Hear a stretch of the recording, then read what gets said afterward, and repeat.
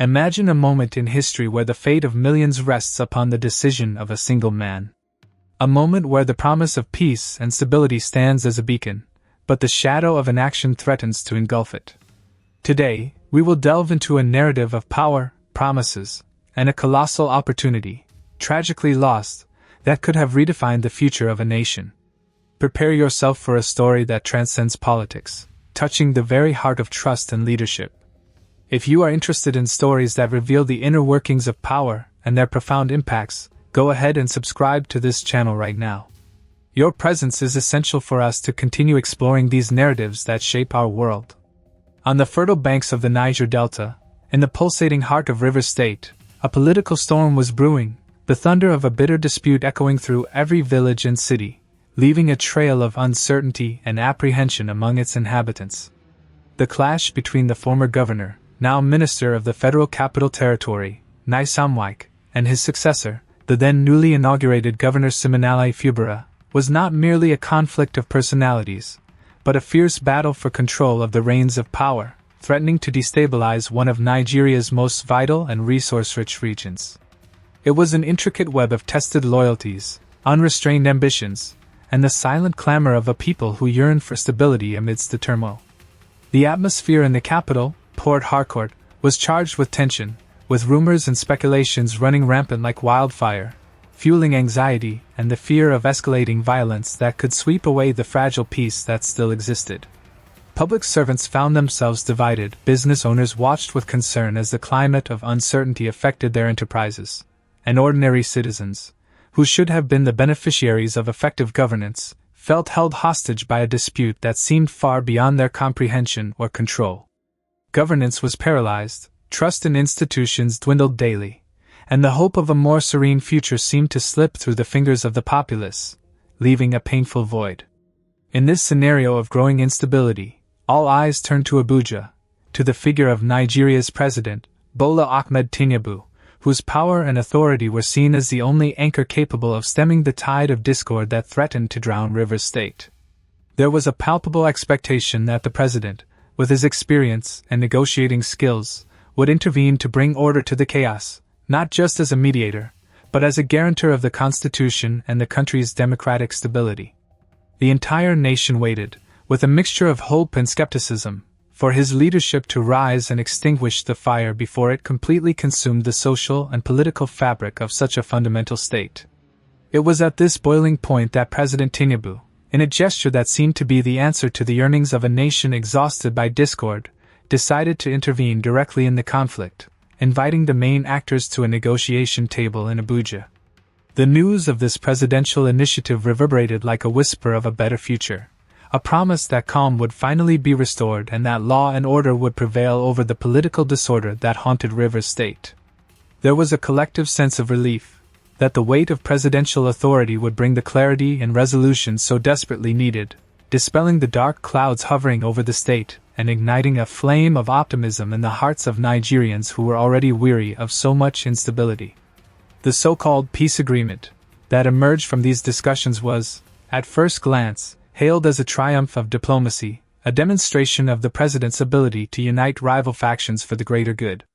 The terms of the agreement were carefully crafted, addressing key points of the dispute, with the declared aim of restoring harmony and ensuring that Fubara's government could operate without constant interference from his predecessor.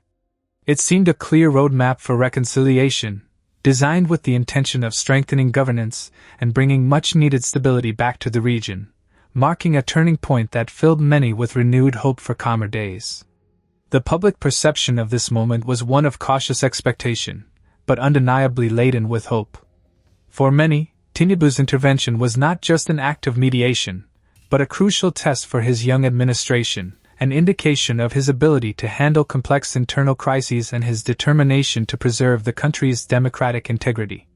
The president had assumed the role of a statesman, and the expectation was that he would not only mediate an agreement, but would also ensure its effective and lasting implementation, paving the way for a peace that was more than just a temporary truce.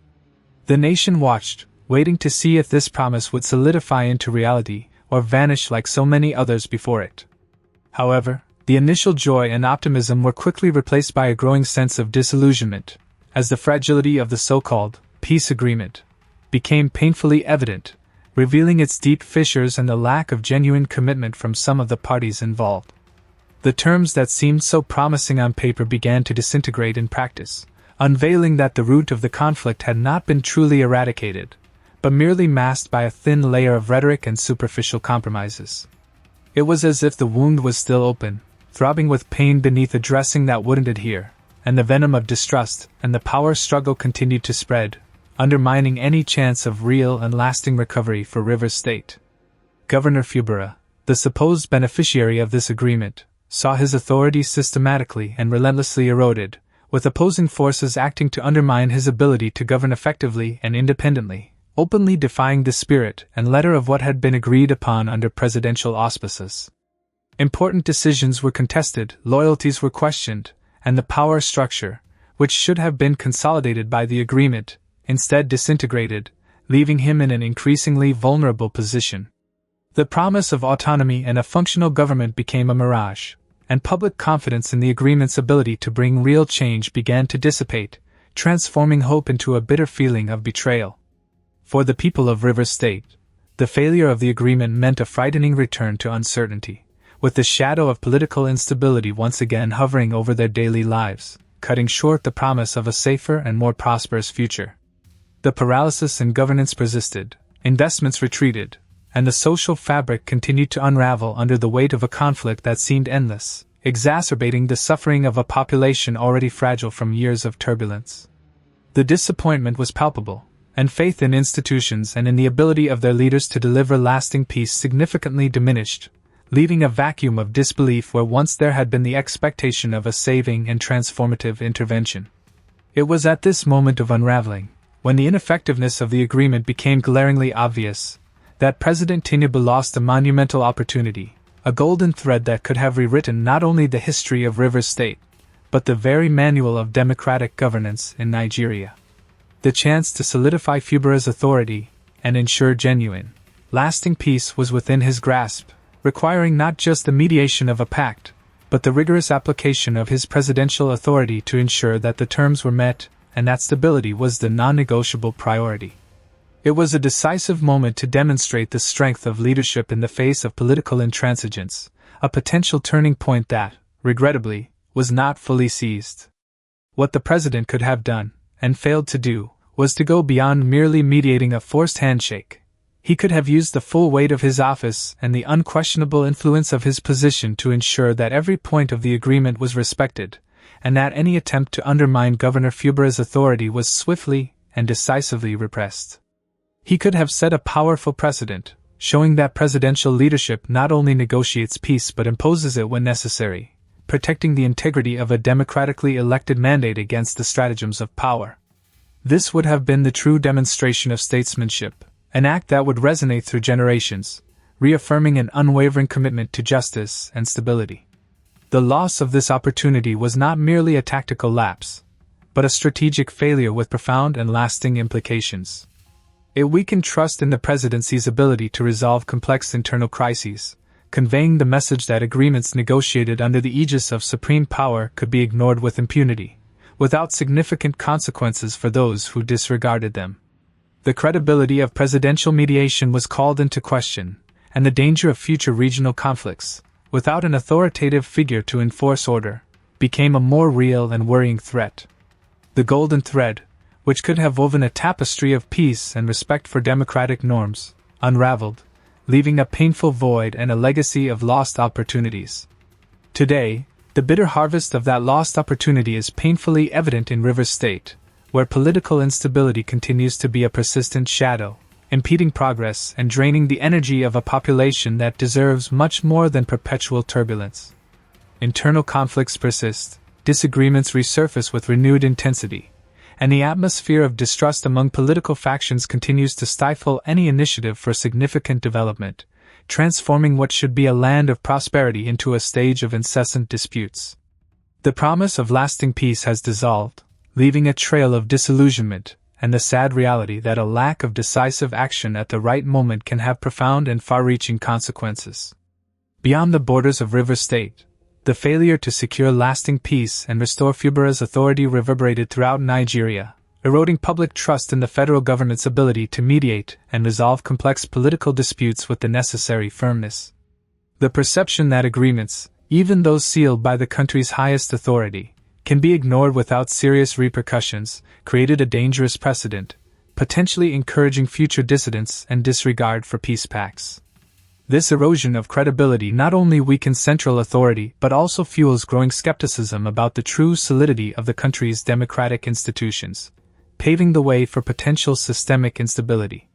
Ultimately, the story of President TINUBU's lost opportunity in Rivers State serves as a poignant reminder that true leadership goes far beyond merely brokering agreements.